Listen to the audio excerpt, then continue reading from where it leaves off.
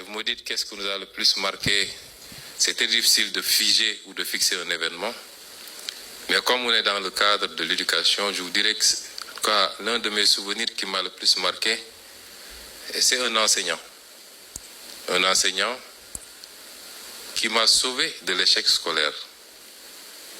Parce que contrairement à vous, j'ai été un élève particulièrement difficile.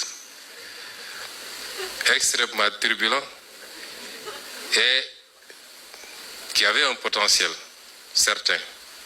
Mais à un moment donné, je ne voulais plus de l'école. Pour vous dire le niveau de turbulence, je vais vous raconter une anecdote. Un jour, j'étais en seconde.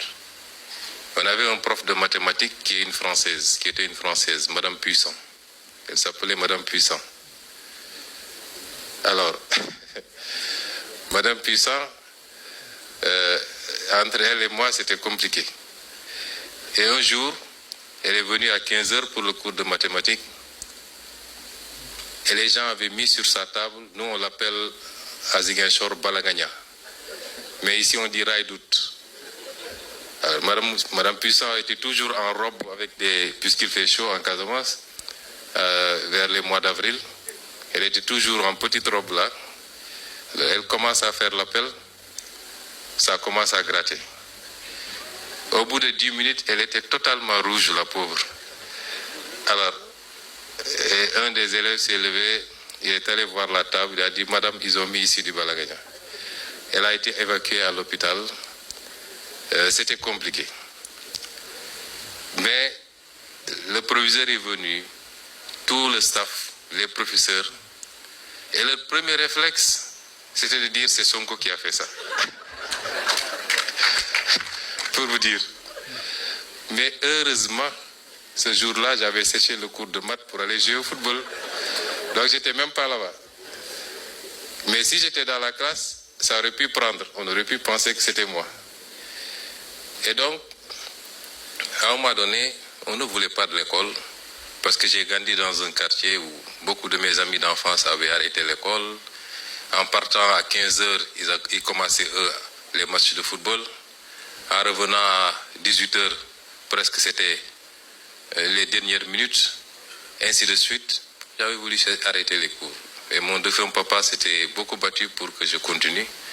Mais comme je dis, à un moment donné, j'étais intenable. Et entre la seconde et la première, il était question que je redouble. Il était question que je redouble. Pour des questions de discipline et pour une moyenne très juste. Et c'est un professeur qui s'appelle M. Dien Sen. Il fait partie des professeurs que j'aimais martyriser également. Il était notre professeur de sciences naturelles. Je crois que maintenant on dit SVT. Et comme en bon sérère, il avait une diction très lente. Et quand il faisait le cours SVT, papilio, papilio. Donc on aimait bien le taquiner.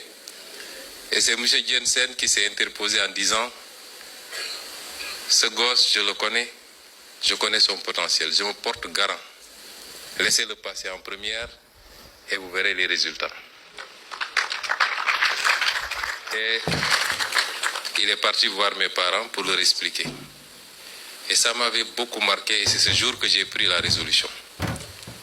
Que en première, en terminale et pour tout le reste de mon cursus, je serai premier de ma classe. Et je l'ai fait par reconnaissance à cet enseignant.